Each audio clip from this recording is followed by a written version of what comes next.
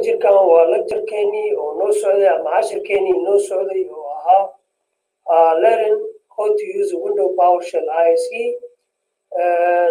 cashirkan waa cashirkii 20aad weeyaan annagoo aan wadno command-ka Windows PowerShell sida loo isticmaalo.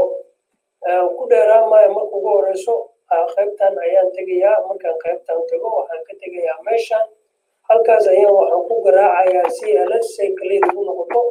halkaa markaan ku garaaco ayaan rabaa maanta waxaan rabnaa inaan ka hadalno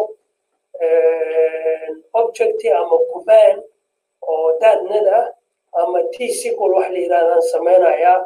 waxaan u isticmaalayaa Windows PowerShell-ka as a T-SQL ma SQL-ko kale koodadka isticmaalaan ayaan u isticmaalayaa. ku dheeraamaya marka ugu horeyso koodka ka hadlayna waxa waaye waa get service weeyaan. get service markaan garaaco saddexda xaraf ugu horeeyo saa aragtaan halkaas ayuu ka soo baxayaa.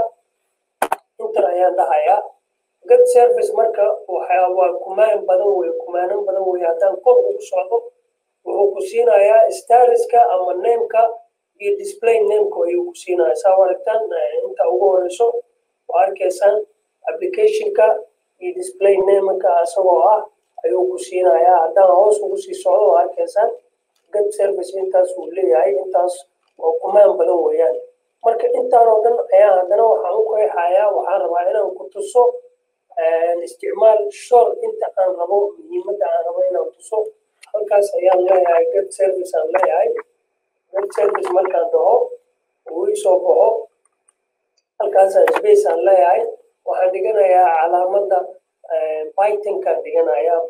Python-ka calaamadeeda dhiganaya aan kasoo hadlay.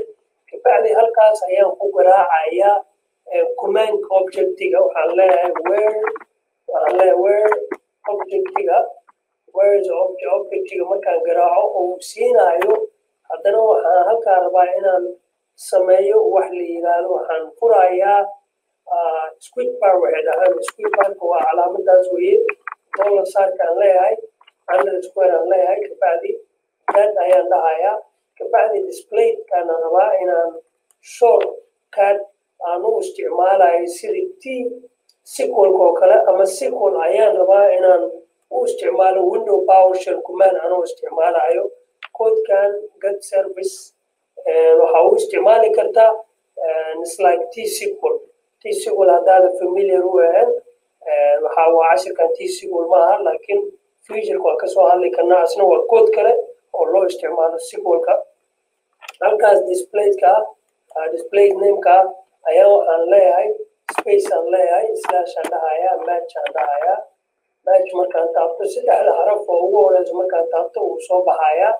kabacdi space ayaan siinayaa comma ayaan isticmaalayaa ms aan leeyahay haddana comma squid barka ayaan xirayaa. haddaad xirin koodka ama PowerShell-ka ku shaqeyn maayo. waa inaa xirtaa koodka ayaa furtay waa inaa xirtaa squid barka wax la yiraahdo wuu furna. hadda waa xiraya enter ayaan leeyahay.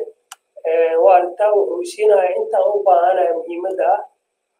halkaa statuska nameka display nameka running waa arkaysaa. routing runningka waa arkaysaa Microsoft Windows-ga.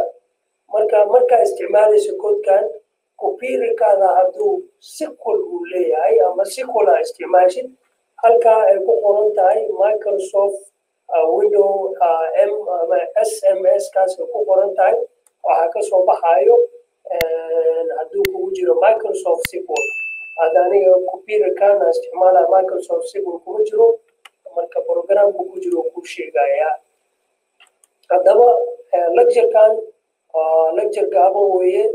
cashirkan waa cashir socdo waaye oo ah Windows PowerShell command sida loo isticmaalo. anoo hadda aan idin tusay qaybta kale oo aan u isticmaalayo ama loo isticmaalo SQL-ka ama T-SQL wax la yiraahdo oo ayadana language kale ah. haddaba cashirkan haddaad ku cusub tahay